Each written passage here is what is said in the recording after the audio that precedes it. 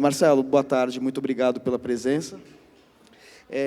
Marcelo Rubens Paiva nasceu aqui em São Paulo em 1959, estreou na literatura com o Feliz Ano Velho em 1982, tem uma obra extensa, como o romance Blackout, de 86, Não És Tu Brasil, de 96, Malu de Bicicleta, de 2013, e, recentemente, lançou o livro Ainda Estou Aqui, sobre o qual a gente vai conversar ao longo desse encontro, que é um livro que, de certa maneira, é continuidade do Feliz Ano Velho, que é o livro que lançou Marcelo Rubens Paiva na literatura brasileira,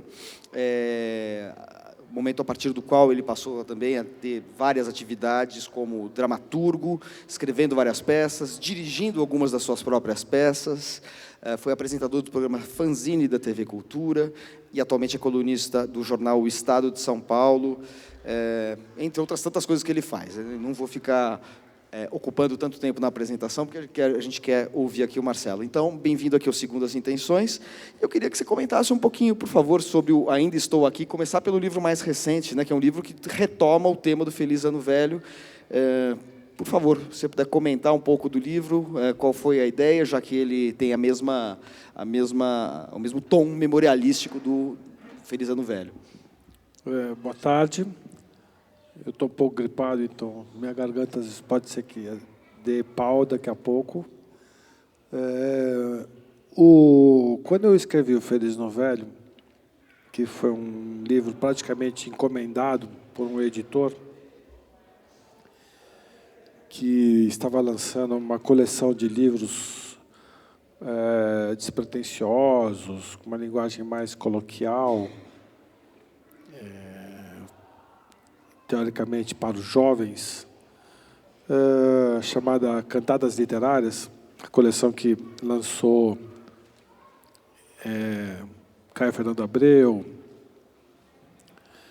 o Reinaldo Moraes, Ana Cristina César, que é homenageada na Flip esse ano. Ele me pediu um livro que eu contasse a minha reabilitação física. Era um editor muito amigo da família, que convivia e me via como um garotão no começo da ditadura, no começo dos anos 80, no final da ditadura, participando ativamente das atividades culturais da cidade de São Paulo. Então, eu tocava em festivais de música, eu tinha poemas, eu estudava na ECA, na USP, fazia parte dos jornais, tanto da militância estudantil quanto os jornais anarquistas que tinham na época, que depois deram o nome de fanzines. E ele lia alguns textos meus que eu publicava num fanzine punk chamado Spout, e textos que ele mesmo tinha me encomendado para um caderno de literatura que ele tinha, chamada Leia Livros, que era uma revista de livros financiada pela própria editora brasiliense. E ele gostava muito dos meus textos eram muito coloquiais e muito provocativos, e de uma linguagem telegráfica, completamente influenciado pela literatura beat e literatura policial, e Machado de Assis, Salinger, aquilo que a garotada da época lia, com um pé mais no existencialismo do que na filosofia iluminista do passado. E ele olhou para mim e falou: escreve um livro sobre o que você está vivendo. Eu achei um absurdo aquela proposta, porque o que eu estava vivendo não tinha interesse a ninguém. Nem eu sabia direito o que eu estava vivendo. E comecei a escrever o Feliz Ano Velho, uma narrativa fluida, né? Com flashbacks e presente, flashbacks e volta, vai e volta, personagens que se misturam, uma narrativa bem anárquica, propositalmente anárquica. E quando eu terminei o primeiro tratamento do livro, eu mandei para ele, ele achou fantástico, e eu mandei para um amigo meu que foi presidente da UNE, o Luiz Travassos, que também estava publicando um livro, e que reclamou que eu não falava muito do meu pai. Falou, pô, você vai falar que seu pai é desaparecido político e tal. E isso era uma coisa bastante complicada na minha vida, porque eu reparava que as matérias que eu assinava, reparei só há pouco tempo, as matérias que eu assinava nos fanzines, punks, eu assinava Marcelo Paiva. Eu não assinava Marcelo Rubens Paiva. Eu acho que porque, no fundo, eu queria ser alguém, criar uma carreira, me expressar, sem ser filho de um herói da ditadura, de um combatente da ditadura. Até porque talvez eu não concordasse muito com os caminhos que aquela velha esquerda estava tomando. Eu tinha uma visão justamente semelhante com a visão da minha geração, que é de uma nova esquerda, uma esquerda não armada, ligada à não violência, ligada mais aos movimentos culturais, que preferia fazer uma revolução através da cultura do que da violência. E aí eu realmente falei, puxa, acho que eu tenho uma obrigação no meu sangue, no meu DNA, de falar do meu pai. Então eu tive que reescrever o livro, perguntei para minha mãe algumas informações, porque eu nem sabia direito, além de narrar o fato de eu ter sofrido um acidente, estar na universidade, me reabilitando, curtindo rock and roll, saindo e me redescobrindo sexualmente, como homem, como brasileiro, eu tive que falar da história política do Brasil e do meu pai. Mas eu falei muito superficialmente, porque eu queria um livro sobre myself, sobre eu mesmo. Quando eu publiquei o livro, foi até curioso, porque muitas pessoas iam ao lançamento achando que eu tinha feito uma biografia sobre meu pai. E eu lembro de várias vezes assim, as pessoas entrando, eu lembro do Fernando Gabeira entrando, e eu falando para ele, você está no lançamento errado, que esse livro não é sobre meu pai, esse livro é sobre um garoto universitário de São Paulo que ficou paraplégico. Mas fiquei com esse débito à minha família durante 35 anos. Quando eu lancei... Alô? Alô? Oi. O garotinho passou e acabou o som, né? Muito louco isso. Passa de novo, vamos ver se acaba o som. Corre para lá, corre para lá. Pode ir, pode ir. Corre. Vamos ver. Alô, alô, alô, alô, alô, alô, alô, alô. Pode voltar, não é você, não. Quando eu lancei o Feliz no Velho, em 82, fazia 11 anos que meu pai tinha... o outro imitando. Fazia 11 anos que meu pai tinha desaparecido. Então, a gente não tinha tantas informações como a gente começou a obter durante todo esse período da redemocratização, governo Sarney, governo Fernando Henrique, Comissão dos Desaparecidos, governo Lula, Comissão da Verdade. Tudo isso começou a surgir, refazer e recontar a história do meu pai. Do que aconteceu com ele, de por que ele foi preso. Algumas coisas que até a minha família, que evitava contar, começaram a surgir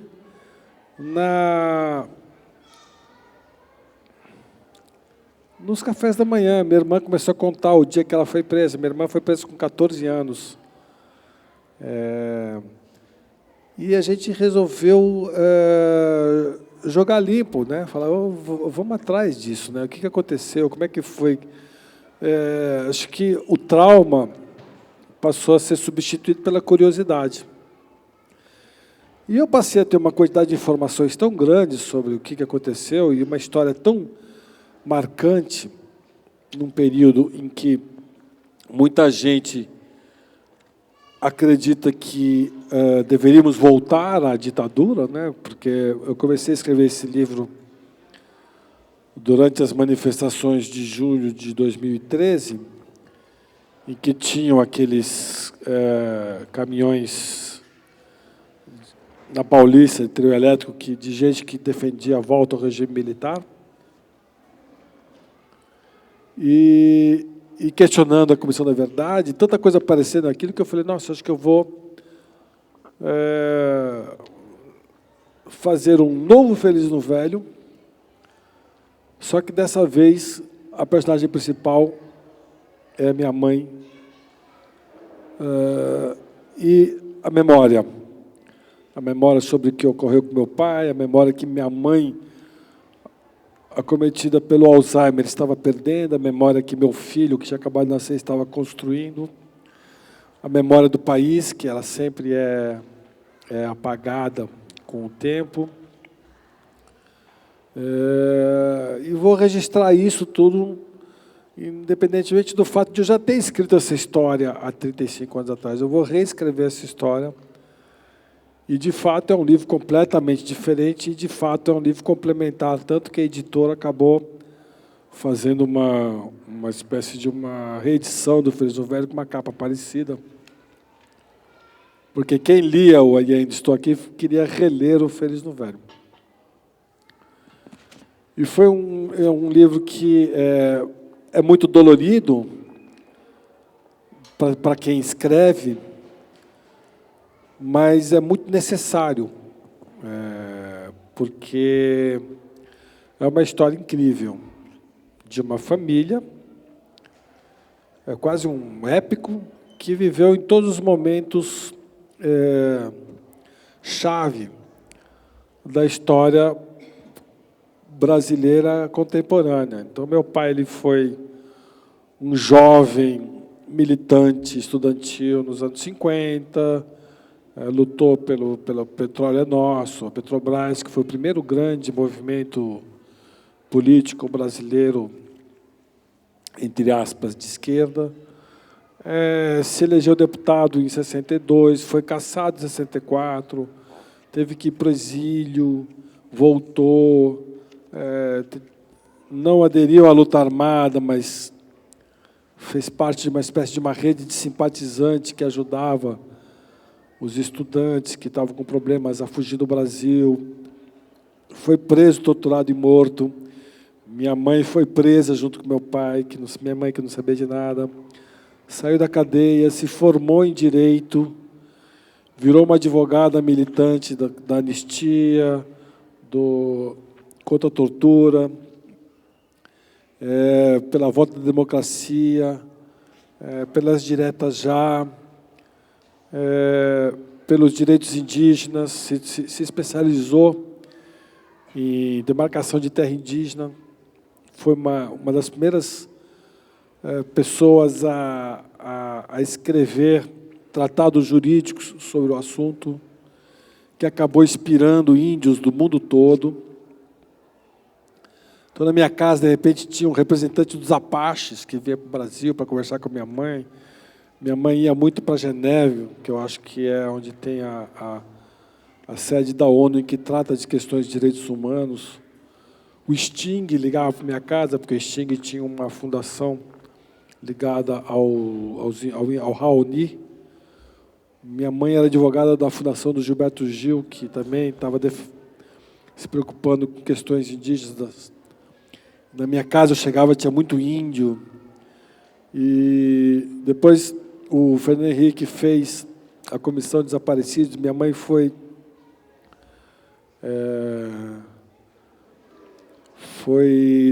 dessa primeira comissão. Teve que sair porque ela não aguentava ver casos de tortura que chegavam, ela se emocionava. Várias vezes foi chamada para ser candidata a senadora em São Paulo, tanto pelo PSDB como pelo PT. E nunca quis, E começou, há 10 anos atrás, os primeiros sintomas do Alzheimer. E, ao ver aquilo, eu tinha feito uma descoberta que me arrasou e, ao mesmo tempo, me deixou muito feliz. Que, na verdade, a grande heroína da família não era meu pai, mas era minha mãe. Uma filha de imigrante italiano que veio para o Brasil, como a maioria dos paulistanos, em busca de um sonho, de terras, de plantar. Mas, ao mesmo tempo, era uma sociedade muito conservadora, que todo mundo que é neto de italiano sabe disso, em que as mulheres não podiam estudar, e ela estudou, e ela muito ligada em literatura, e que teve um marido, era uma dondoca que teve um marido preso quando ela tinha 40 anos, desaparecido, torturado, e ela com 5 filhos, tendo que reconstruir a sua vida, e, ao mesmo tempo, sem deixar de militar nas causas dos direitos civis, dos direitos humanos. Então, eu fiquei muito surpreso de ver, quando minha mãe começou a ter Alzheimer e eu comecei a tomar conta dela, eu passei a ser o curador dela, e é assim que eu começo o livro, quando o juiz da 5ª Vara de Família aqui de São Paulo olha para os meus olhos e fala: a partir de agora você é responsável civil e criminalmente pela sua mãe. Que todo mundo que tem alguém com Alzheimer na família sabe que a gente tem que interditar essa pessoa. E eu passei a ser minha mãe. Até hoje eu sou a minha mãe, eu que assino por ela. Então, quando eu percebi aquela mulher que, até então, para mim, era a chata da minha mãe, era a pessoa que não deixava eu brincar, mas me obrigava a ficar fazendo dever de casa, era, na verdade, uma grande heroína, super respeitada mundialmente, especialmente nas questões indígenas, até hoje.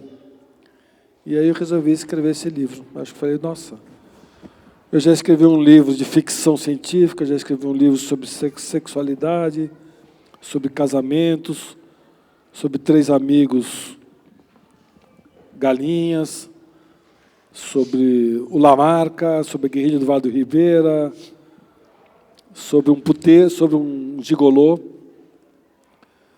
Eu vou escrever um livro sobre minha mãe, né? E aí nasceu Ainda Estou Aqui. Não sei se alguns de vocês leram, mas é um livro que, apesar de ser uma continuação do Feliz no Velho, ele é uma continuação 30 anos depois, de um autor muito mais maduro, muito mais corajoso. Eu toquei em feridas que no Feliz no Velho não tocava, imaginando, inclusive, coisas que aconteceram com meu pai, que eu nunca tive coragem de imaginar antes. E eu acho que o papel do escritor é esse, é quando você tem em mãos uma história em que te mobiliza e que te incomoda, você tem que se prender nela e dividir com as pessoas. Obrigado. Marcelo, aqui no Segundas Intenções a gente costuma fazer um percurso assim pela obra do autor, indo de fase em fase, livro em livro, e eu tenho uma pergunta sobre o seu primeiro livro. Quer dizer, você acaba de contar de que o livro nasceu, o Feliz Ano Velho, nasceu por uma encomenda do Caio Graco, né? Do Caio Graco Prado, da editora Brasiliense, porque você já escrevia em fanzines, também para a revista Leia, que ele editava, jornal, naquela época era jornal, né? Primeiro era jornal, depois revista, foi isso? Jornal Leia, tabloide, revista né? Leia. Acho que foi tabloide, depois revista, né? Uma coisa assim, eu não me lembro direito. Não, mas sempre foi tabloide. Sempre foi tabloide, né? Enfim, você já estava fazendo esses textos e você teve uma evidência que fez com que ele te convidasse para escrever o Feliz Ano Velho. Agora, você sofreu o acidente em 1979. Antes disso, você tinha já essas colaborações, tal? Ou o acidente em si foi um motor aí para você ter esse trabalho de escrever tanto em jornais, fanzines e tal? Não, eu tinha, mas não de uma forma organizada. eu estudava aqui no Santa Cruz, por exemplo, eu era do jornalzinho do Santa Cruz. Tinha até uma salinha, redação. Meu pai, ele foi, entre outras coisas, diretor de jornal. Ele foi diretor, inclusive, do Última Hora, do jornal do Samuel Weiner, aqui de São Paulo. E na minha casa sempre tinha muitos jornalistas, o Paulo Francis, o Antônio Calado, que, aliás, são homenageados nesse livro, o Fernando Gasparian, que depois montou vários jornais independentes, Raimundo Pereira. Ele era muito ligado ao pessoal da imprensa e muitos escritores também, o Milor Fernandes. Tudo isso era amigo do meu pai, o Hélio Fernandes, que tinha um jornal no Rio de Janeiro, Tribuna da Imprensa. Então, eu sempre via aqueles jornalistas, aqueles escritores, e achava aquilo fascinante. Eu achava que eu me identificava com aquilo. Quando eu fui fazer vestibular, em 77, minha família estava precisando de dinheiro, minha mãe tinha 5 filhos, e ela, de uma certa maneira, fez uma pressão para que eu seguisse uma carreira e que desse grana, porque ela dizia que eu era o único homem da casa, né? Eu tinha 4 irmãs mulheres, o que é uma tolice, porque minhas 4 irmãs sempre ganharam muito mais dinheiro do que eu. Mas, na época, né, as mulheres não tinham tantas chances profissionais no mercado de trabalho. Então, eu, como o único homem da casa, o mais novo, eu deveria ser um engenheiro, ser rico e sustentar todo mundo. E aí acabei indo fazer engenharia, também por gostar muito de matemática. E isso está muito claro no Feliz no Velho, porque eu era um estudante de engenharia que tocava violão, morava com o pessoal de humanas, fazia poesia, participava de grupos de teatro. Eu tinha 2 grupos de teatro, um em Campinas e um em São Paulo, bandas de rock, enfim, eu era tudo menos um estudante de engenharia. Quando eu sofri um acidente, eu já estava para abandonar a engenharia. Aquilo já ia ser muito difícil eu abandonar a engenharia. Minha mãe ia ficar muito decepcionada, porque ela me sustentou durante 3 anos na Unicamp. Uma viúva, era muito caro sustentar um filho. Apesar do Unicamp ser gratuito, ela tinha que me pagar a República, né? E depois de 3 anos abandonar a faculdade é uma coisa chocante. Mas aí, o acidente me ajudou a ter essa coragem de abandonar e fazer aquilo que eu sempre quis fazer, que é a Faculdade de Comunicações e Artes da USP, onde eu já tinha uma irmã que estudava lá, e todos os meus amigos estudavam lá. Eu sempre fui muito ligado à ECA. Não a FEFELESH, mas a ECA, que era um polo de cultura importantíssimo do movimento estudantil de São Paulo. Tudo saiu da ECA, da ECA e da FAO, eram as grandes faculdades fomentadoras de gente. Por exemplo, da ECA veio Tadeu Jungle, veio Karl Hamburger, veio Arrigo Barnabé, da FAO veio Fernando Meirelles, enfim, tudo aquilo que vinha da nova cultura paulistana estava saindo da USP. E eu fiz vestibular para a ECA. Quando eu fiz vestibular para a ECA, eu era um cadeirante, então, de 2 anos e meio de cadeira de rodas. Aí eu continuei escrevendo, exatamente foi quando eu comecei a participar desses fanzines. Mas ser escritor era uma coisa absolutamente impossível naquela época, especialmente para um garoto de 22 anos de idade, 23 anos de idade. Não existia no mundo uma chance dessa, entendeu? Você só era... O On the Road, o Jack Kerouac levou 7, 8 anos para publicar o livro. Quer dizer, um livro que você publica é o livro daquele cara que ganha dezenas de prêmios literários, como o Guimarães Rosa, antes de publicar os primeiros livros, ele ganhou um prêmio com um livro de poesias. O mercado literário estava muito engessado, porque eram poucas editoras e poucos autores brasileiros. Era Jorge Amado, era Euclides da Cunha, nem o Rubem Fonseca acho que já estava começando a estourar.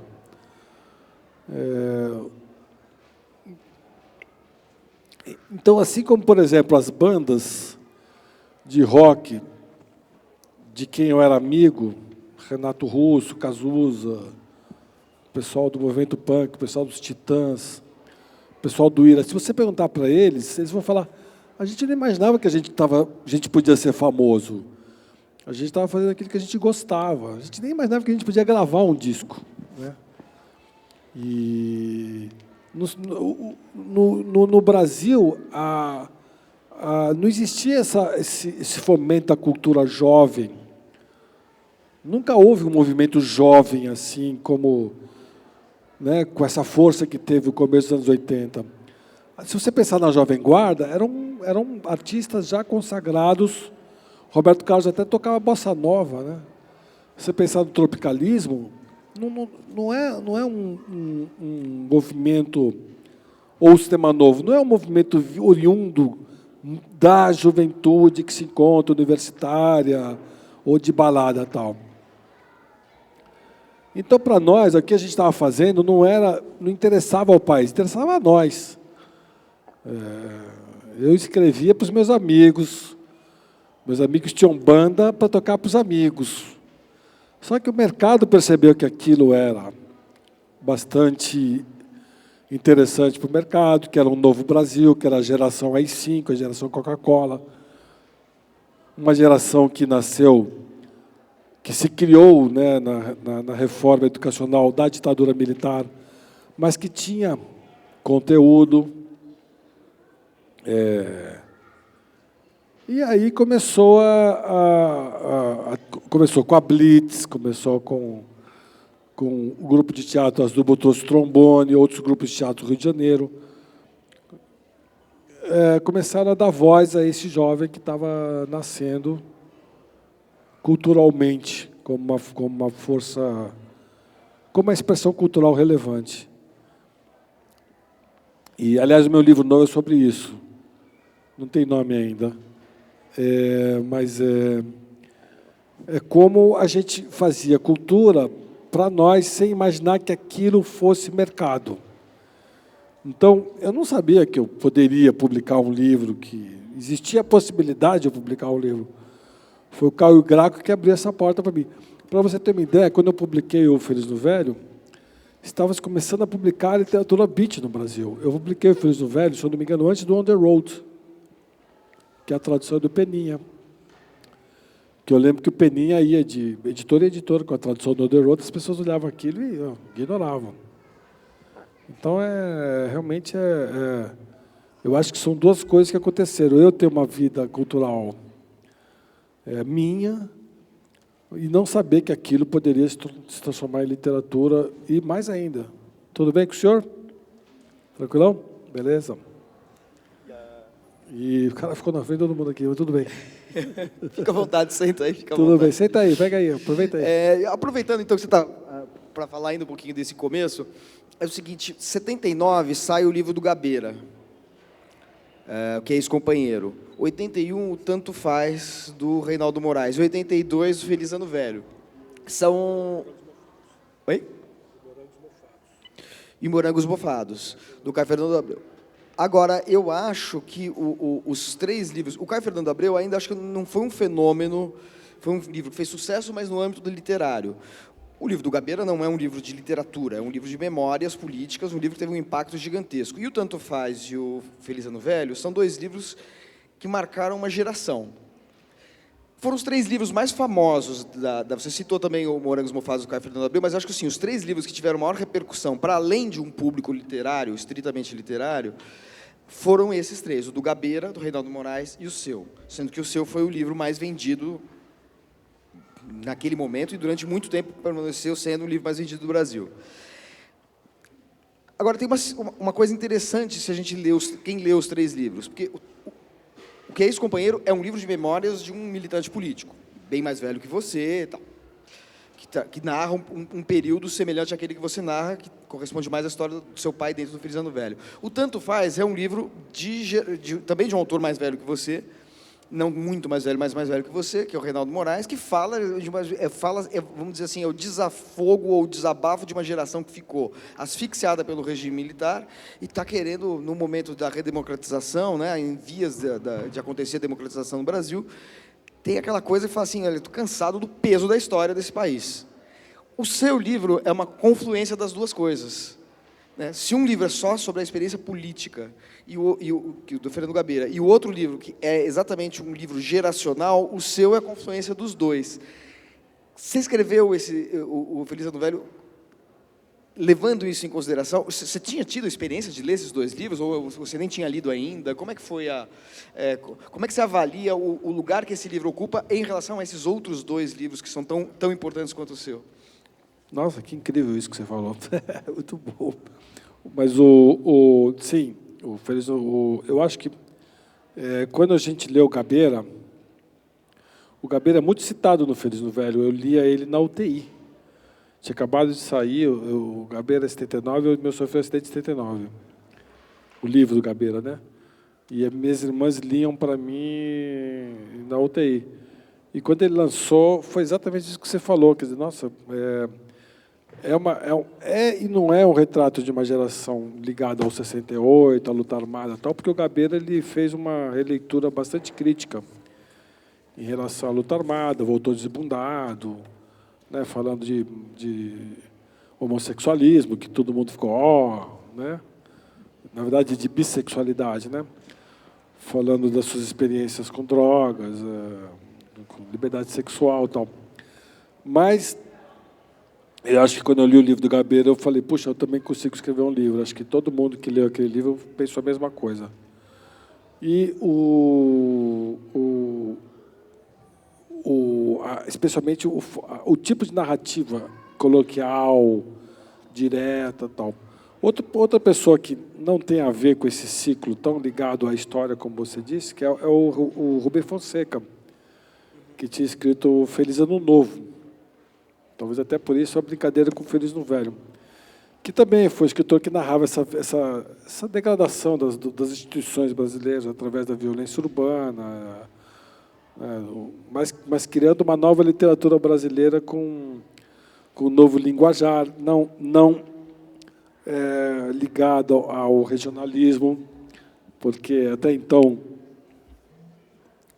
o bom escritor era o escritor do Nordeste ou do Sul, né? Era o cara que narrava a seca, o cara que narrava o exotismo de uma mulata baiana, o cara que narrava as lutas dos gaúchos, né? Enfim, a boa literatura é a literatura mineira de Guimarães Rosa, de Drummond, de penca de escritores mineiros, né? Ou Graciliano Ramos, ou Guimarães, ou Jorge Amado, ou Érico Veríssimo.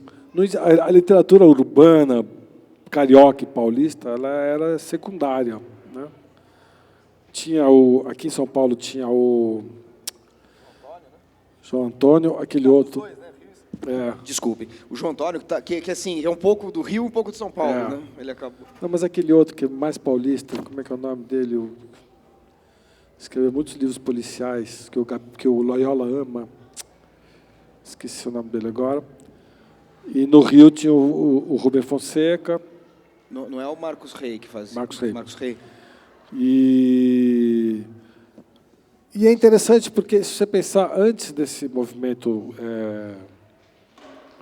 entre aspas, de regionalista, que eu detesto esse nome, mas porque nenhum tem nada a ver com o outro, né? O Guimarães tem nada a ver com o Graciliano. Antes disso, tinha uma literatura paulista e carioca, né, bastante forte, né? Machado, Lima Barreto, João do Rio, aqui o movimento modernista, né? Sempre teve esse pilar assim, das duas grandes cidades influenciando a literatura. Mas depois passou um intervalo de tempo muito grande sem ter, de novo, escritores, né, urbanos. O Loyola é um escritor urbano. Talvez só para fechar a sua lista, o Dalton Trevisan também surge na mesma época do Rubem Fonseca, do João Antônio, também é um escritor urbano fora do Rio de São Paulo, também importante. Falando dessa solidão urbana, né, das sombras, das esquinas, dos vampiros.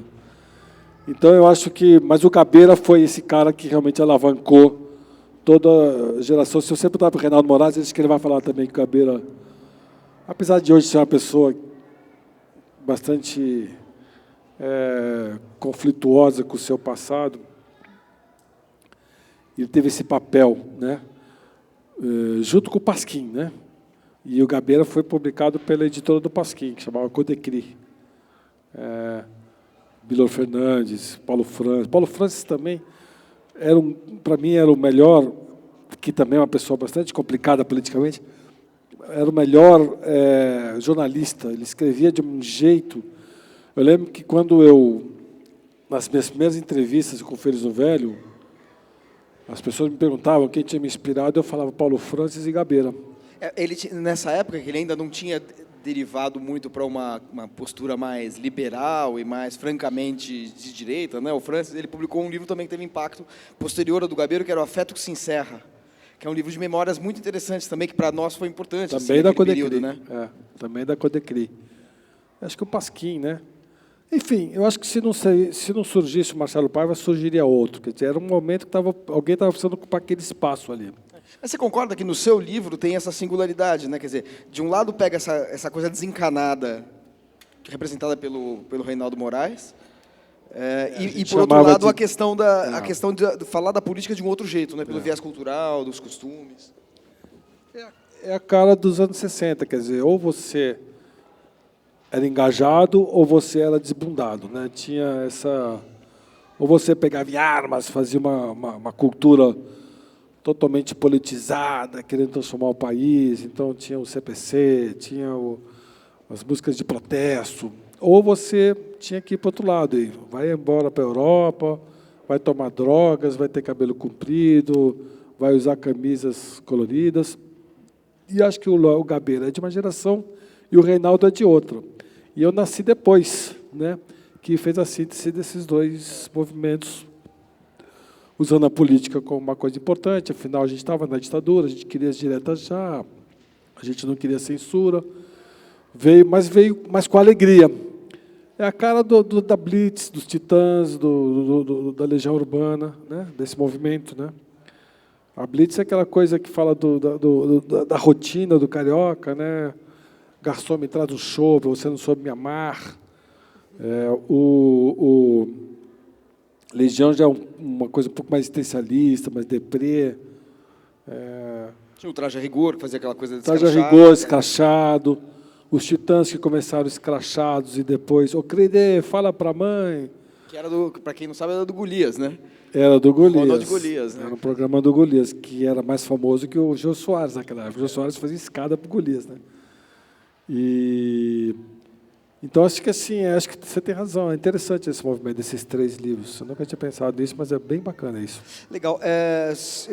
Vou continuar fazendo perguntas para o Marcelo aqui. Se alguém de vocês tiver questões, nós temos um microfone. Peço que esperem só o microfone, porque a gente está gravando aqui o nosso encontro. Então, alguém tem perguntas? Você tem uma pergunta. Enquanto chega o microfone para você, te fazer uma pergunta. O Blackout, que é um livro que fala de uma realidade meio alternativa, assim, né? Uma São Paulo paralisada no tempo, 3 amigos que eles vão para o Vale do Ribeira, e quando eles voltam, eles encontram a cidade meio daquela série, como é que chama aquela série americana? Twilight Zone, Além da Imaginação. Além da Imaginação. E 10 anos depois, deixa eu ver se eu anotei certo aqui, 10 anos depois você escreve um livro chamado Não És Tu, Brasil, que também tem o Vale do Ribeira como cenário, porque fala daí de um acontecimento histórico que foi o VPR, né, a Vanguarda Popular Revolucionária, comandada pelo Lamarca, que, enfim, lutou contra a ditadura. Esse Vale do Ribeira, essa obsessão, isso é uma coincidência ou é uma obsessão literária esse lugar como um lugar meio afetivo, imaginário? Assim? Não, é o fetiche da minha família que tinha terras lá, né? Meu avô tinha uma fazenda lá, meus tios, meu pai. E é uma terra muito interessante, porque, apesar de ser no estado de São Paulo, é das terras mais pobres, uma das regiões mais pobres do Brasil. Ainda vive, por exemplo, de exploração de palmito. Exploração ilegal de palmito, que é arrancado da Mata Atlântica. É uma região lindíssima, que, para quem não sabe, fica no sul. em direção a Curitiba. Você está ali, entra no meio da estrada, você entra à direita, é o Vale do Ribeira. O Rio Ribeira era um rio despoluído até 10 anos atrás, agora acho que ele está mais poluído. E muito pobre, uma região de muitas lendas, saci, a gente saía para caçar saci. É um Brasil dentro do estado de São Paulo, diferente do Brasil aqui, né, do interior, que vai em direção a Anhanguera, em direção a Bandeirantes, que já é mais de uma colonização europeia, né? Então, Nova Odessa, até Londrina, eu não sabia, mas Londrina é uma cidade fundada por londrinos, por ingleses, em que me parece que acho que foi Dom Pedro II que deu aquela terra para a Inglaterra, contanto que a Inglaterra construísse uma ponte. E esse interior, né, do estado de São Paulo, Paraná, é muito mais desenvolvido do que aquele interior que é o interior de muito quilombola, muito escravo fugitivo, muito índio ainda, muito verde, Mata Atlântica, Peruíbe, úmido, rios e cavernas, que foi por isso que o Lamarca escolheu aquela terra para fazer o primeiro campo de treinamento de guerrilha urbana, guerrilha rural. E, por uma coincidência histórica, meu avô, desde os anos 30, tinha interesse para aquela região. Meu avô é de Santos, minha família é de Santos. Para quem é de Santos é muito mais perto, ir até lá. Então, eu passei a minha infância toda lá, na época em que a gente tinha 3 meses de férias no verão, em julho. Então, eu passava 4 meses lá, jogado no lugar que não tinha telefone, televisão, rádio. Era minha família com 30 primos e agregados e gente do povo que morava junto. Era um lugar bastante interessante. Então, acho que isso ficou na minha cabeça, me formou junto.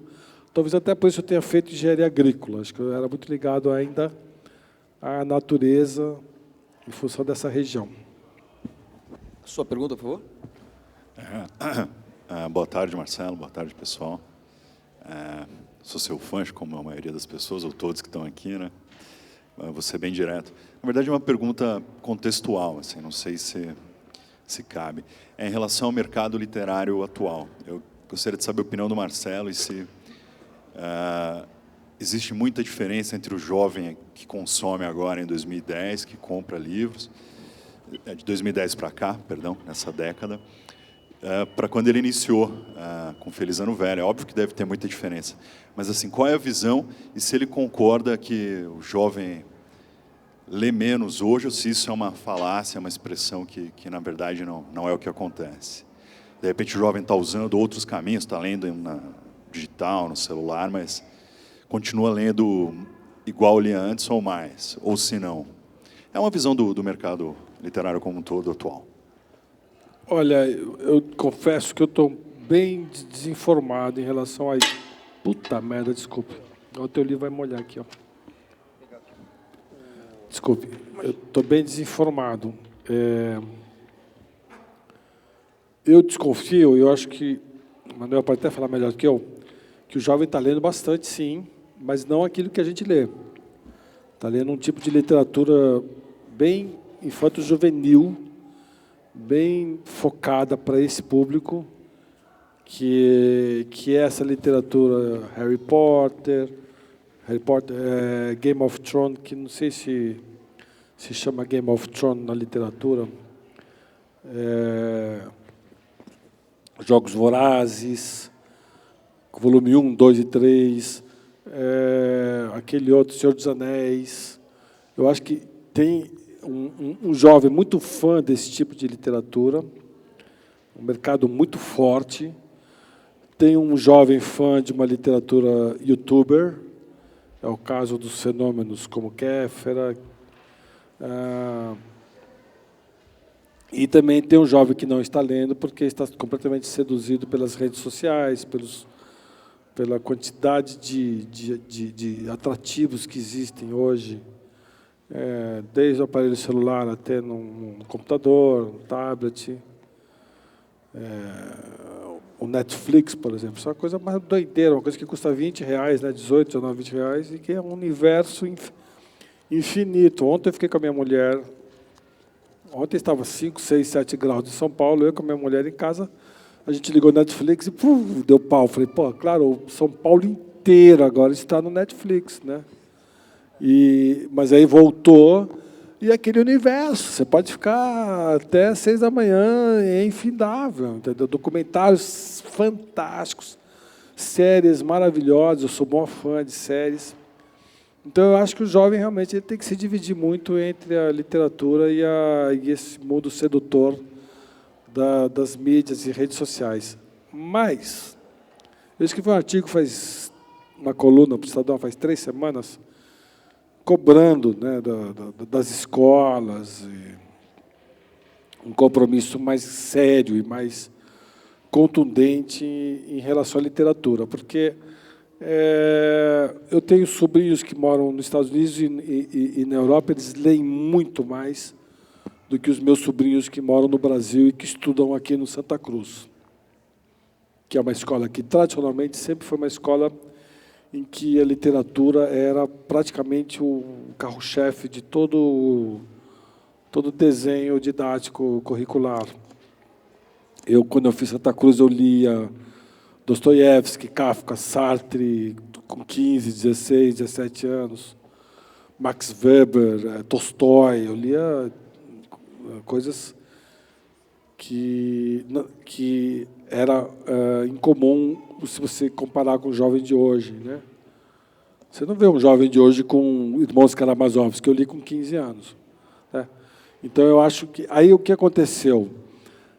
Esse fenômeno aconteceu a partir dos anos 80, 90, em que um movimento pedagógico acreditava que os jovens não podiam ver a literatura como uma obrigação, mas como prazer. Só que você eliminou os jovens do mercado, porque aí, já que então não é para ter obrigação, eu não vou ler, né? E foi um erro, porque tinha que ter obrigado essas pessoas a lerem, como obriga o jovem a estudar química orgânica, a física mecânica, matemática, ortografia, entendeu? Trigonometria, quer dizer, se você obriga o jovem a isso, por que a literatura tem que ser um prazer? Não, a literatura também é uma obrigação. E desta obrigação, o jovem descubra a importância, como a gente descobre a importância que tem a regra de 3 na matemática, a importância que tem a biologia, a química, enfim. E a gente a gente tem umas 2 décadas perdidas aí de uma geração que lê muito pouco, muito menos do que nós lemos, né? Outro grande problema que existe em relação à juventude, ao hábito de leitura, é essa porcaria de vestibular que te obriga a ler 9 livros, sempre os mesmos 9 livros, e que faz com que todas as escolas do Brasil e todos os vestibulares do Brasil girem em torno desses 9, 10, 11, 12 livros. E que são livros bons, alguns ótimos, mas que não são os livros mais importantes da literatura mundial. Então, por exemplo, ao invés de estar lendo Dostoiévski, Shakespeare, você está lendo autores portugueses de segunda categoria, autores brasileiros, né, internacionalmente irrelevantes, mas junto com Machado de Assis. Né? A lista da USP não tem nenhuma mulher, são 9 homens. A da Unicamp tem uma mulher, tem um livro só da Clarice. E lê-se Guimarães Rosa, Graciliano, lê-se o que há de importante mesmo, Jorge Amado, Machado de Assis, mas não se lê Flaubert, Rimbaud, Shakespeare, Don Quixote, entendeu? Dostoiévski, Kafka, não se lê esses caras, entendeu? Então, eu acho que o vestibular deu uma bela estragada nesse hábito de leitura brasileiro, que começou em 70. O vestibular, eu fui a primeira turma a fazer o FUVEST. Eu acho que eu fui a última turma a ter um tipo de leitura não direcionada ao vestibular nas escolas. porque quando eu fui fazer vestibular, eu já estava no terceiro colegial. Então, enfim, eu acho que tem que haver uma mobilização, um pacto nacional para a literatura voltar a ser obrigatória, para a gente escolher livros que realmente sejam relevantes para a formação humana, individual, e acabar com essa história de livro obrigatório em vestibular, para que as escolas possam ter liberdade. E o governo ajudar, na medida do possível, aquela grande maioria de escolas e estudantes que não têm condições de comprar livros, né? E aliás, o governo, esse ano, não sei se você sabe, mas o governo, que sempre foi praticamente 30% ou 40% do comprador do mercado de livros, não comprou um livro. Desde o ano passado, na verdade. Desde o ano passado. Desde o ano passado. Continua esse ano, eles não compram. Não compram livros. E é efeito cascata, né? É âmbito federal, estadual e municipal. Todos os programas de compra de livros são paralisados. Paralisados. Então, eu consigo comprar livro, mas 90% da população brasileira não consegue comprar um livro, apesar de ter livro barato. Viu? Também, às vezes tem muita gente que fala, não leio porque é caro. Mentira, você compra livros sensacionais por R$10, R$15, R$2, em sebo, na banca de jornal, livros maravilhosos por R$10. Mas, de fato, esses programas de compra de livro é uma necessidade num país de dimensões continentais e de disparidade econômica como no Brasil. Então, eu acho que nós estamos jogando a literatura realmente para o lixo.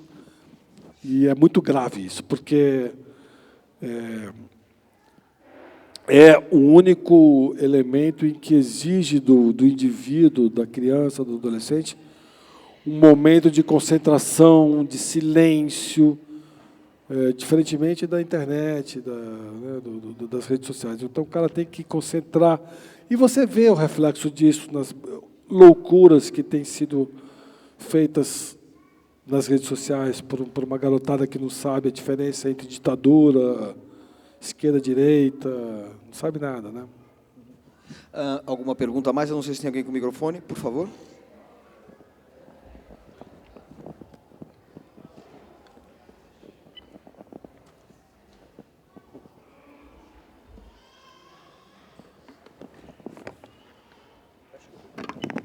Desculpa, ela tinha pedido a palavra. Então, não, pode fazer a pergunta, depois a gente passa para ela. Desculpa, tá? É que já chegou lá o microfone.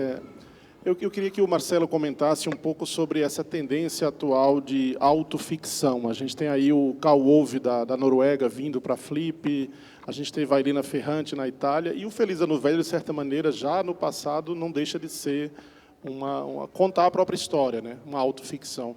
No lançamento desse novo livro, você pensou nisso? Tem alguma coisa a ver? Como é que você avalia essa questão de contar a própria história? Eu acho que isso nunca deixou de existir, né? O Euclides da Cunha fez uma autoficção com Os Sertões, né? O Feliz Ano Velho era uma autoficção. Na época não se usava esse termo, usava biografia... autobiografia... Romanceada, talvez? Romanceada, Oi? Pode ser. Que surgiram... Eu não era o único, tinha aquela Christiane F., drogada e prostituída. Tinha uma garota que até virou um filme aqui em São Paulo, Salto para o Alto. Era uma menina presidiária, fizeram um filme sobre esse livro. Enfim. Tem aquele Quarto de Despejo, né, da Carolina Maria de Jesus, né? Mas que é um livro meio. Na verdade, não foi ela que escreveu, um depoimento que ela dá sobre uma mulher de uma condição super oprimida, assim, negra, que ficava confinada num quarto, empregada, tal, sabe qual é? Não. Que chama Quarto de Despejo, também é um marco dessa literatura testemunhal. Mas acho que tem uma diferença entre autoficção e isso, porque o seu livro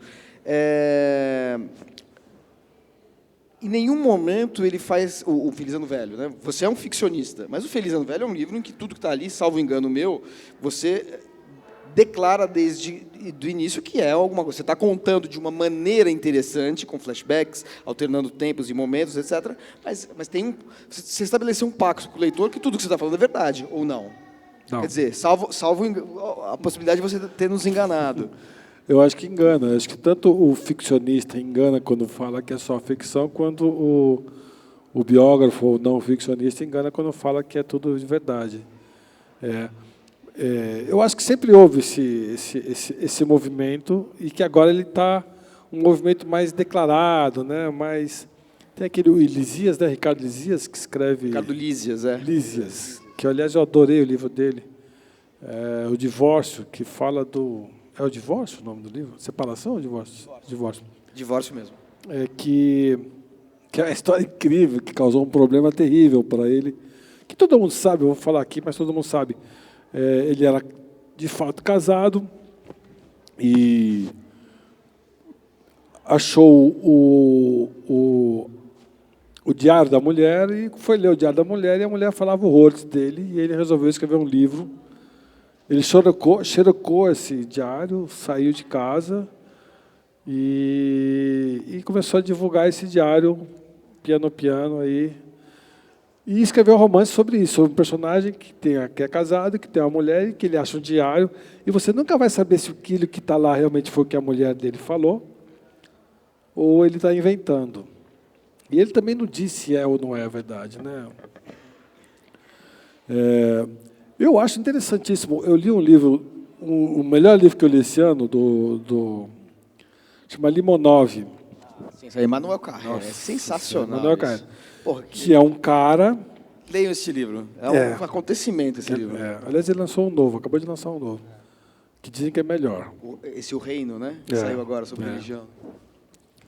Limonov é sobre um... Primeiro, bom, a história é fantástica. O Limonov é um russo, um jovem poeta russo, em plena União Soviética, que sempre foi um contestador em relação aos stalinistas, se vestia como um hippie, bissexual, que foi morar nos Estados Unidos, foi exilado na França, escreveu uns livros incríveis sobre a vida, sobre a época em que ele era bissexual russo exilado nos Estados Unidos, que fizeram muito sucesso, e que voltou para a Rússia para militar pela redemocratização.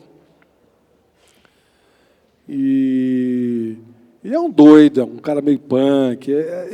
Eu acho que até delinquente juvenil, né? Um delinquente juvenil. Ele faz parte daquelas gangues lá no interior Ucrânia, da Venezuela. É uma coisa inacreditável. Ucrânia? Assim, eu acho que não é a Ucrânia, mas enfim, é uma das repúblicas soviéticas ali, mas assim, o cara é delinquente juvenil de participar de espancamentos e até estupro, Isso. né?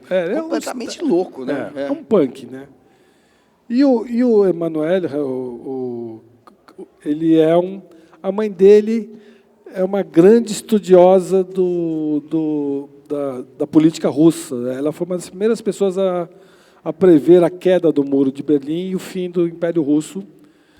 E ele sempre foi muito ligado à Rússia. Então ele escreve uma biografia desse cara, mas se colocando no livro. E foi exatamente o que eu acabei de fazer. Eu faço uma biografia do movimento punk, me colocando no livro. Em 82, eu vi o primeiro show punk, na PUC, eu nem tinha escrito Feliz no Velho ainda, e eu virei um punk, apesar de estar na USP, na ECA, ser um playboyzinho, eu virei punk. E me identifiquei totalmente com o movimento punk, frequentei aquelas casas, fiquei amigo dos caras. E a ideia foi o editor no Brasil do Limonov é o meu editor. E ele que falou, faz uma biografia, se colocando dentro da biografia. Eu acho que é uma tendência interessante a gente, como autor, que sempre se disfarçou em personagens ficcionais, né? Como Madame Bovary c'est moi, né? O Flaubert, que escreveu um livro sobre uma mulher que não existiu e dizia que era ele. Ou o Machado de Assis, que ninguém sabe até que ponto, até onde está ali o Machado e não está o Machado, né? Onde vai aquela mente safada, né? De um cara que foi casado com a mesma mulher a vida toda e que se casou aos 40 anos, com uma meio-prima, né? Uma mulher meio... E que... Não, meio-prima é o Kafka, né? É um cara que escreve coisas super incríveis sobre as mulheres, né? Sobre a dubiedade feminina, mas que, por outro lado, nunca tinha se casado antes, né? Então, eu acho que o autor de ficção, ele está muito presente na sua obra, é impossível que ele não esteja. Aliás, o Pablo Machado dizia isso. Assim como o autor de não ficção também tem a capacidade de inventar, de sugerir, de recriar. O Feliz no Velho é meu primeiro livro, é um livro de não ficção, uma autobiografia, como se dizia. Inclusive, nas listas dos mais vendidos, ele estava na parte não ficção. Ah, ele entrou em não ficção? Não ficção. E ele é uma faceta minha, não sou eu completamente, entendeu? É um corte da minha vida. É uma leitura que eu faço de mim mesmo. É como eu contar de mim mesmo. É como você contar uma experiência que você teve de uma viagem que você fez e o seu melhor amigo que fez essa viagem com você conta de uma forma completamente diferente, entendeu? Então, eu acho que já o primeiro momento que você começa a escrever, você já está reinterpretando a realidade, independentemente de ser uma ficção ou não ficção. Acho que só o jornalismo, aliás, até de jornalismo é muito interpretativo, né? Mas só uma linguagem jornalística muito crua consegue esse afastamento, né? Mas, na maioria das vezes, é interpretativo mesmo. A sua pergunta, por favor? Boa tarde, meu nome é Camila. Eu li Feliz Ano Velho, ano passado, e esse ano eu li Ainda Estou Aqui. Primeiro, assim, eu queria agradecer, porque foi um livro muito, assim, didático para mim e, ao mesmo tempo, muito pesado. Eu li numa época em que estava toda...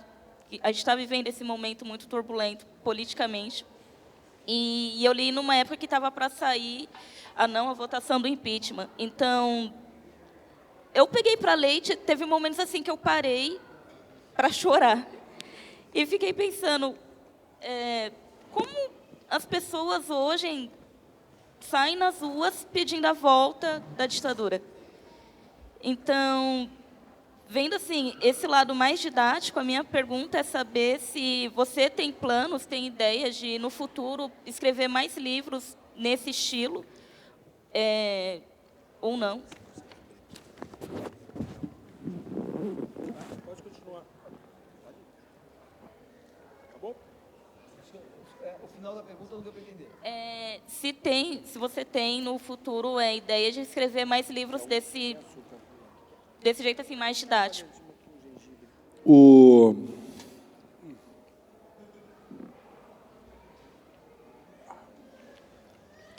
Parece restaurante japonês que você come aquela raiz forte. Wasabi, né? Põe muito wasabi. O livro que eu estou escrevendo, que eu escrevi, aliás, que vai ser editado este ano, que não tem o nome ainda. O nome provisório é Meninos em Fúria, que é uma música dos Inocentes. De novo, eu recupero essa história da ditadura. Já que eu estou escrevendo, eu acho que a cultura brasileira, eu tive essa descoberta de 2 anos para cá, ela é muito despolitizada. Novelas, literatura, cinema, música. O brasileiro perdeu o hábito de falar culturalmente de política. Se você pegar cinema argentino, cinema europeu, a política está sempre presente, ou como personagem, ou nas entrelinhas. Aquele filme que ganhou o Oscar, Segredo dos Seus Olhos, é um filme que fala, é uma história policial, mas que por trás tem a ditadura rolando. E sem usar a palavra ditadura.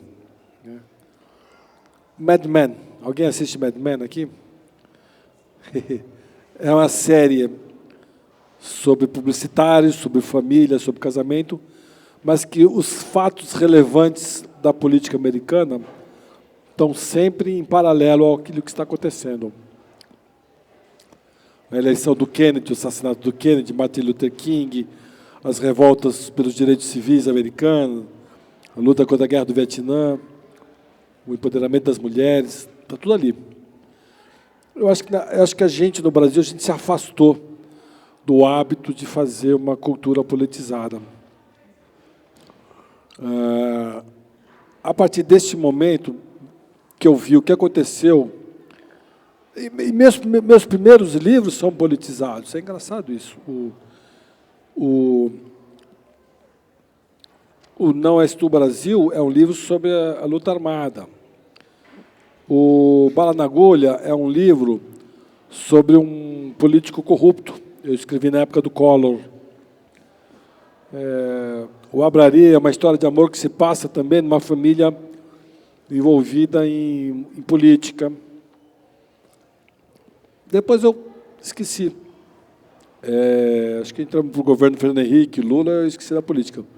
E voltei com Ainda Estou Aqui, escrevi um livro agora, que também trata da mesma época, porque se eu vou falar de movimento punk, eu tenho que falar de política. Porque o movimento punk é um movimento totalmente linkado aos fatos políticos. Para você ter uma ideia, as bandas punks, sempre quando elas iam começar um show, elas falavam abaixo a ditadura, viva a classe operária, viva o proletariado brasileiro, contra o sistema, entre outras coisas. As bandas, as letras eram politizadas, as bandas do ABC tocavam com... Não é porque eles eram... eles se inspiravam no movimento operário. Eles eram filhos de operários ou operários. Então, eles tocavam com macacão de operário, capacete de operário. Entendeu? Para eu falar do movimento punk, eu tenho que falar do neoliberalismo, que estava acabando com os ganhos sociais na Europa. Eu tenho que falar de Margaret Thatcher, tenho que falar de Ronald Reagan. Eu tenho que falar do governo Figueiredo. Eu tenho que falar dessa ditadura que no Brasil nunca acabava, da frustração das diretas já. Eu tenho que falar do governo Sarney, que, apesar de ser, entre aspas, democrático, continuou censurando até 88. Todas as bandas tiveram músicas ou discos censurados, desde a Blitz, Lobão, Traje a Rigor, os punks. Os Inocentes teve um disco que 12 músicas foram censuradas, eles não puderam lançar esse disco. A Blitz tinham 2 músicas censuradas, naquele disco Você Não Soube Me Amar, tinham 2 músicas censuradas, que eram riscadas, vinha a agulha e passava e ia para outra música. Os Titãs tinham uma música, que era Cabeça de Dinossauros, que se as rádios tocassem, tinha que pagar multa. O diretor da Polícia Federal era o Romeu Tuma, que muita gente votou para o Senado aqui em São Paulo. Então, assim, o Brasil vivia parece muito com o clima de hoje, inclusive. Era um povo querendo uma coisa, mas acontecendo outra coisa para o lado oposto, né?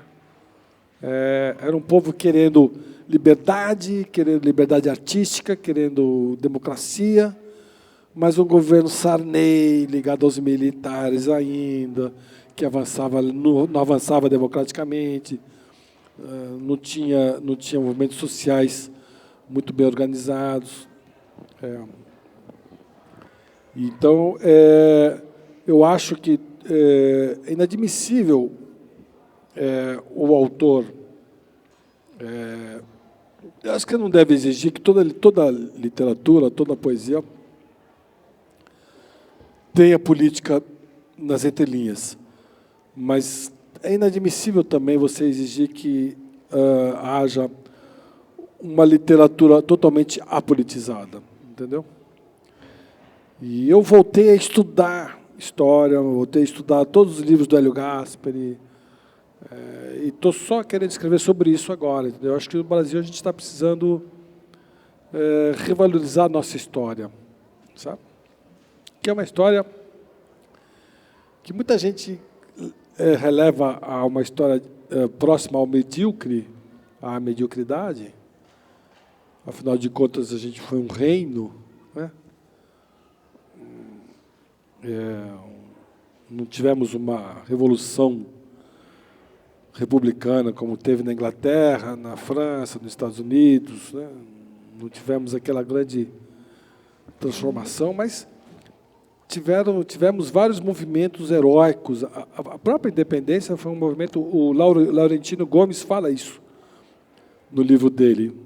Ele recupera um pouco o heroísmo da luta pela independência brasileira, que não foi simplesmente um cara, como a gente analisa, né, o Dom Pedro num jegue, que nem fala independência ou morte, que está lá andando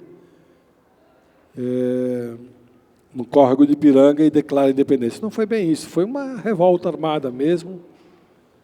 Teve uma luta sangrenta na Bahia, teve Frei Caneca, que foi decapitado no Pernambuco. Tiveram heróis, entendeu? O próprio Dom Pedro foi um herói.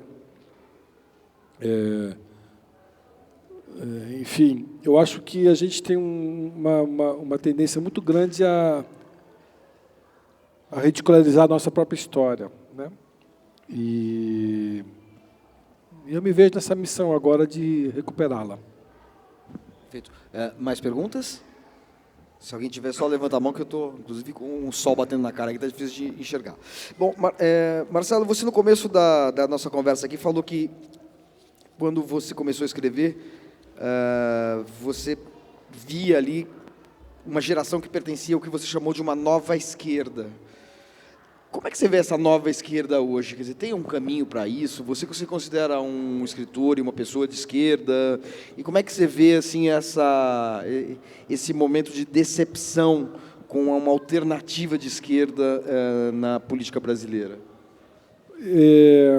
A nova esquerda pela qual a gente lutava é a nova esquerda que, de uma certa maneira, se acendeu com o PT, né?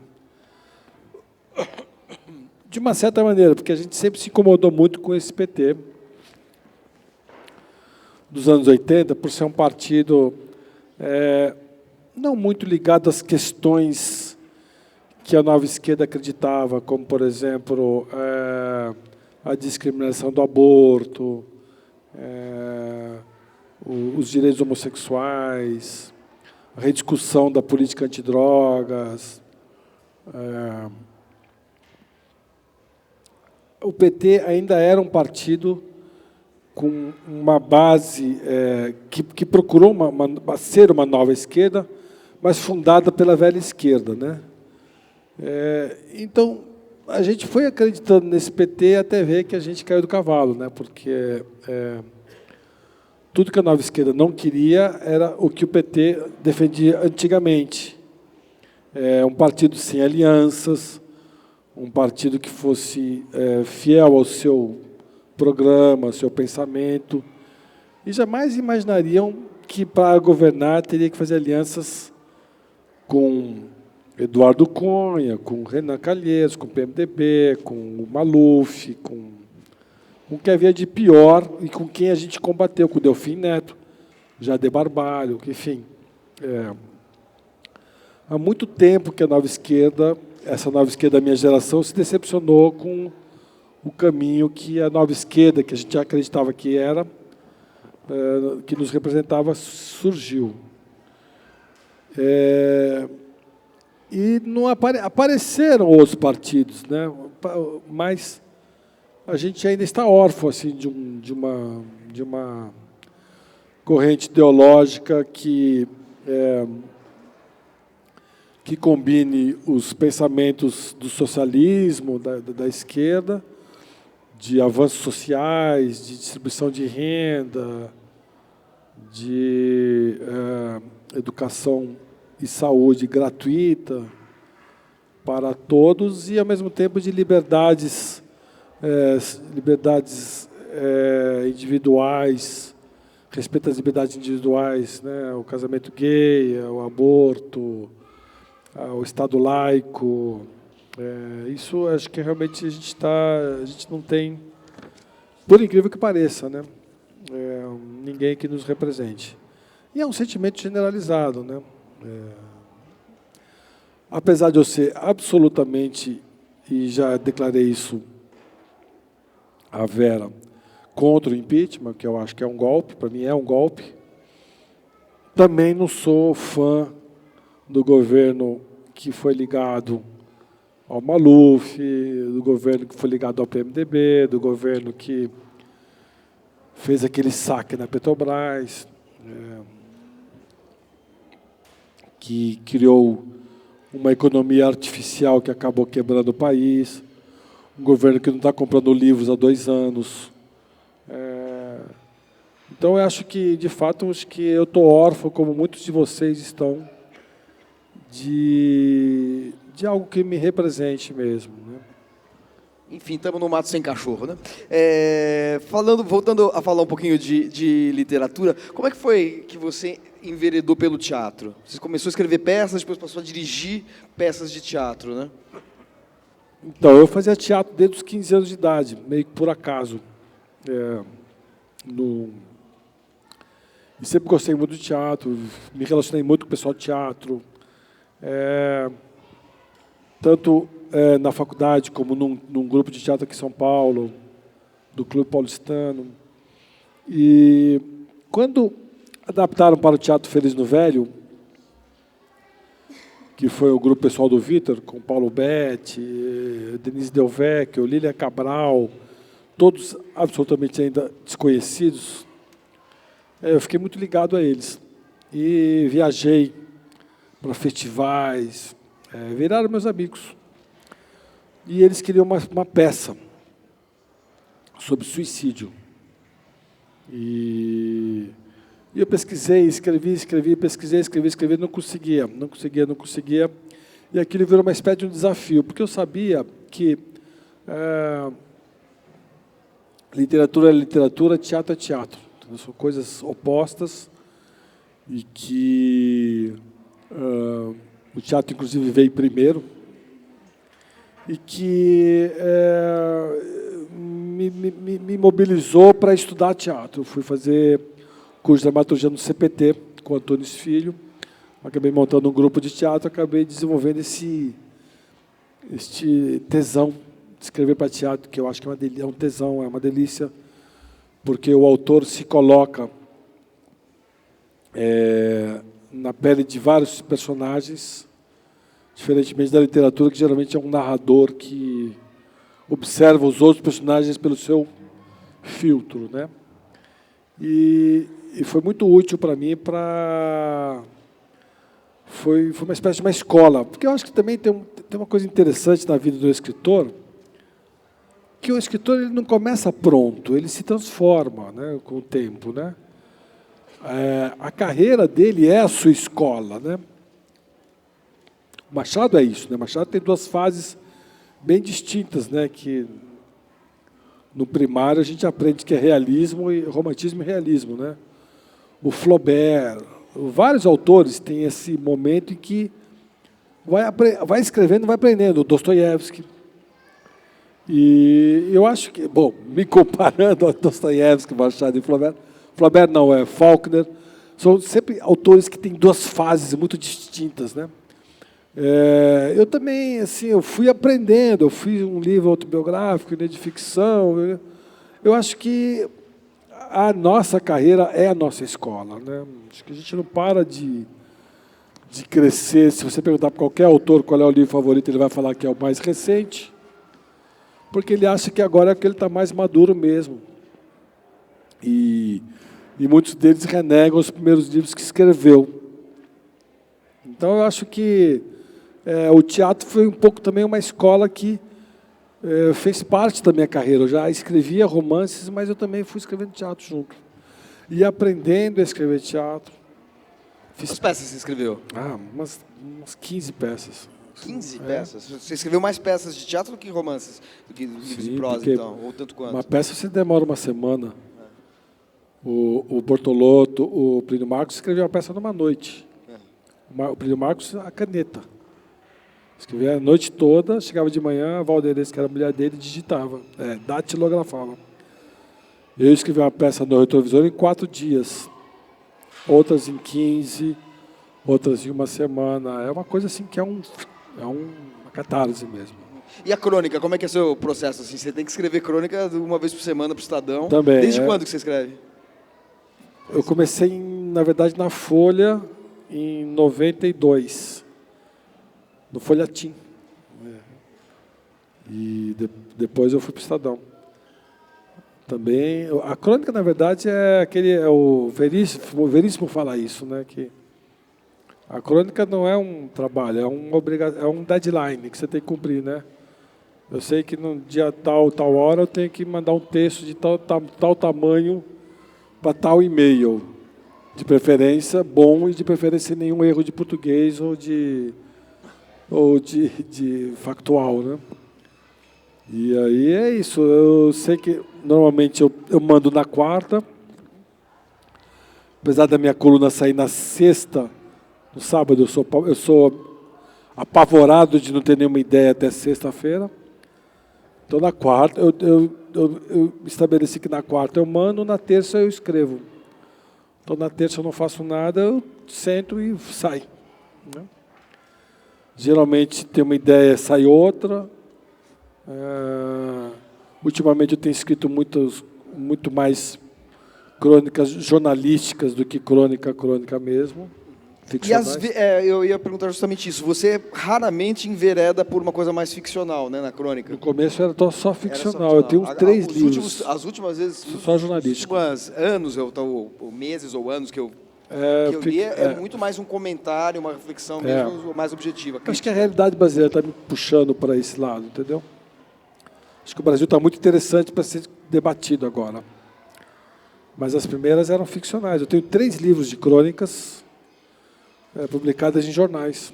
Tem um que está ali até esse aqui, ó. As Verdades que Ela Não Diz. São de crônicas ficcionais sobre casais publicadas no Estadão. Que, aliás, é outro tema que percorre a sua obra, né? Malu de Bicicleta. O seu livro de contos, O Homem que... Conhecia as Mulheres. Que é uma brincadeira com o título O Homem que Amava as Mulheres, né? Isso. De quem que é esse filme mesmo? É do Roger Vadim, não? É Roger Vadim, né?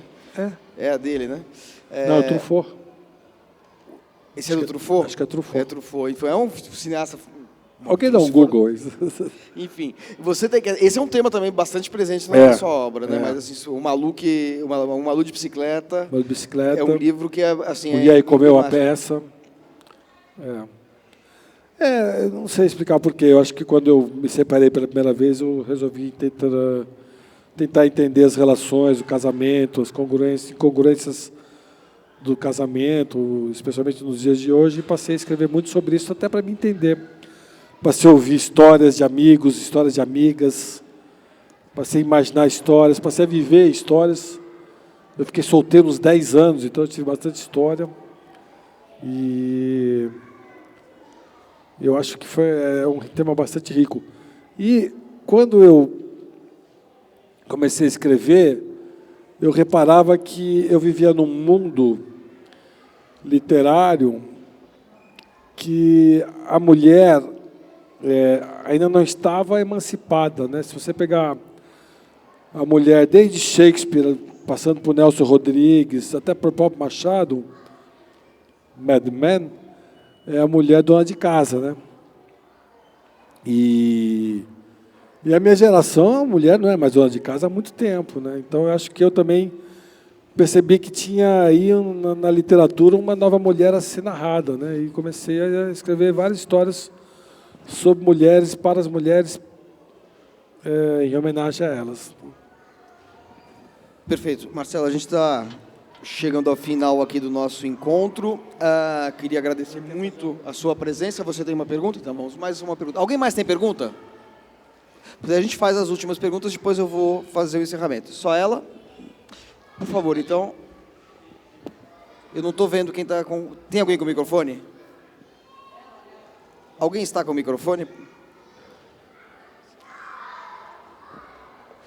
Boa tarde, Marcelo. Eu gostaria de perguntar sobre outro tipo de literatura, que é a literatura periférica. Se você lê algum desses autores periféricos, qual que você lê? O que é que você acha dessa literatura periférica? E só fazendo um adendo sobre o livro que você comentou, que é Quarto de Despejo, na verdade, ela fala sobre a vida dela na favela, né? Como ela vive na favela, que é uma favela que hoje não é mais, né? Hoje é um grande clube, né? Que fizeram. Mas, engano meu, ela não escreveu, ela é um depoimento para um historiador, né? Ela escreveu esse livro. Ela escreveu porque, na verdade, ela escrevia em folhas, em cadernos.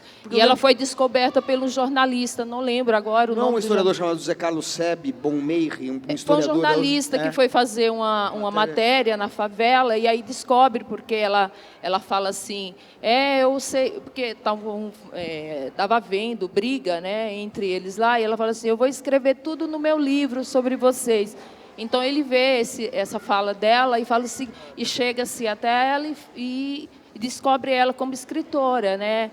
Por sinal, o livro dela é escrito do jeito que ela sabia escrever, na verdade. Eu achei que era e ela dá esse nome, Quarto de Despejo, porque ela considera onde ela mora. Ela dá esse nome por isso, né? Porque ela considera onde ela mora quarto de despejo, né? Que é a favela. Perfeito. Então, só falando sobre isso. Esclarecendo melhor, não é verdade? Que eu citei de memória, não lembrava mesmo. E aí eu gostaria de saber do Marcelo, né? Porque ele fala muito, eu estou vendo, tem uma vasta experiência literária maravilhosa que eu estou observando. Eu gostaria que você falasse sobre essa literatura periférica, né? Quem que você conhece da literatura periférica, além do Sérgio Vaz, que é o que quem mais você conhece, né, além do Sérgio? E eu gostaria de ouvir alguma coisa. E só falando sobre a questão de comprar livro, as escolas estão recebendo livro, mas realmente muito pouco para o que deveria receber. O ano passado recebemos, recebemos e este ano estamos para receber. Mas é muito pouco, realmente, você tem toda a razão. Quando fala, né? Para esclarecer, que talvez os livros estão chegando o ano passado, pode ter sido compras feitas, mas assim, os editais estão fechados desde o ano passado. Sim, mesmo, tudo bem, mas nós estamos esperando, poucos, tá? Você tem razão quando fala, é muito pouco para o que deveria vir. Perto do que foi, né? Exatamente. Então era isso, Marcelo, eu gostaria que você falasse sobre essa literatura periférica. Eu acho sensacional e surpreendente, importante, desde quando surgiu, né? Acho que o primeiro a surgir mesmo foi o Paulo Lins, né? Cidade de Deus. Depois o Ferrez, que é meu amigo, os dois são muito meus amigos. E narrar uma realidade que nós de fora da periferia não conhece, né? Não conhecemos. E você sabe que, voltando ao livro que eu acabei de escrever, é a mesma coisa. O movimento punk era um movimento periférico, né? Ele é da Zona Norte de São Paulo, da Zona Sul e do ABC. Enquanto eles lotavam shows para 700, 600 pessoas, 1000 pessoas, aqui entre os rios ninguém sabia. Ninguém sabia que existia. Eles lotavam shows lá na Zona Sul, atravessavam cidade, tinha gangues de punks de 1000 pessoas em vários bairros de São Paulo, e o Entre Rios, a cultura Entre Rio, é a cultura burguesa, era a cultura burguesa. A gente gostava de Caetano Veloso, Gilberto Gil, Luiz Melodia, Arrigo Barnabé, uma cultura cerebral, universitária. E você sabe qual foi a primeira música punk que fez sucesso? Punk da periferia do Gilberto Gil. Eles não faziam sucesso, nunca fizeram sucesso. Então era um movimento, a cidade estava cercada por eles e a gente não dava bola para eles. Eu acho que eles ainda vivem esse tipo de distância, né? Menos, até porque o metrô agora chega mais longe, né? E porque existem pessoas como o Sérgio Vaz, que você falou, poeta Vaz, que quando me convidou, ele foi a primeira pessoa, eu fui a primeira pessoa a fazer a matéria sobre a Cooperifa, né? Eu não me lembro quem me pautou. Tem uma cooperativa de poetas lá no Taboão da Serra. Eu falei, o quê? Se reúnem toda segunda-feira a molecada lá para declamar a poesia. Eu falei, vou fazer uma matéria. A Marlene Bergamo me falou isso. Isso foi uma pessoa sempre ligada em movimentos sociais, periféricos. Eu fui lá, tinha 200 caras da favela, do Capão, do Jardim Ângela. Não pode falar favela, tem que falar comunidade, mas eu gosto de falar favela, porque para mim é favela, comunidade é uma favela gourmet, né? Declamando poesia, escrevendo e declamando poesia. Eu fiquei completamente impressionado com aquilo e de saber como a gente não dá valor àquilo, né? E saber que um dos maiores autores brasileiros, Lima Barreto, é desse universo. Saber que Noel Rosa é desse universo, né? Saber que o samba, a origem do samba é desse universo. Então eu acho que não vou dizer para você que é o movimento mais importante da cultura brasileira, mas é um movimento tão importante quanto, né? O do rap, hip hop e a da literatura periférica. Infelizmente, a tendência do mercado é abraçar mais a cultura burguesa, a cultura branquinha, limpinha, né? Inodora, tal, né? Mas é isso. Legal. E, aliás, o Sérgio Vaz vai lançar o livro dele semana que vem, o Poeta Vaz, lá, né, no Taboão. Estão todos convidados, lá no Taboão. Eu vou colocar no Twitter o convite. Acho que não tinha mais nenhuma, né? Pergunta. Tinha mais uma. Tem alguém que tinha pedido esse microfone? Acho que não, né? Que acho que foi engano só. Então tá bom. Então, Marcelo, muito obrigado por ter vindo aqui no Segundo Extensões. Valeu, foi um prazer. Obrigado a todos. Hoje é a primeira vez que essa luz acendeu, acho que realmente é sintoma de que estamos chegando no inverno, porque sempre a gente acaba às 5 horas e está claro, mas aliás, hoje eu nunca tinha visto essa luz acesa. De quem é essa obra aqui? De quem é essa obra? É uma oca. Quem fez a obra aqui, o Genésio? Marcelo Flávio. A Flávio. E é inspirado em quê, você sabe?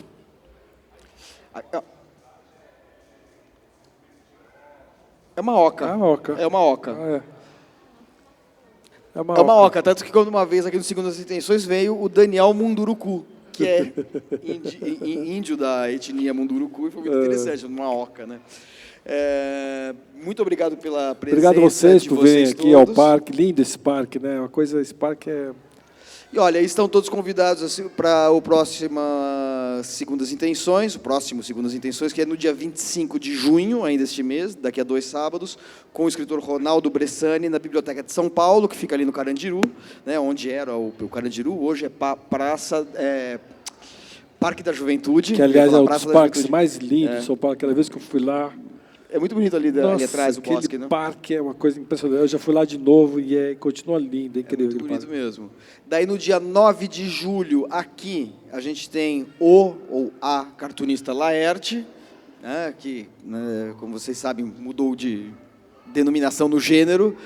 Laerte vem aqui, então, no dia 9 de julho, aqui na Biblioteca do Parque Vila Lobos. E no dia 30 de julho, o cronista, escritor e jornalista Humberto Werneck, lá na Biblioteca de São Paulo. Tá? Então, o próximo encontro na Biblioteca de São Paulo, depois voltamos para cá e depois, no final de julho, de novo na Biblioteca de São Paulo, sempre alternando 2 encontros dos Segundas Intenções por mês, sempre aos sábados. Todos esses encontros que eu mencionei são das 11 às 13 horas. Marcelo, muitíssimo obrigado. Foi um prazer, mais uma vez, poder fazer um bate-papo aí com você. Obrigado, Legal. é uma honra. Esse parque é maravilhoso, você é um cara incrível. Obrigado a esse projeto. E biblioteca, né? Que legal que é a biblioteca, né? Como eu gosto de biblioteca, esse astral, né? Sensacional. A gente tinha que ter uma dessa também em outros parques, né? Ibirapuera, né? A gente tem que começar a lutar por mais bibliotecas, né? Mas obrigado a todos vocês aí.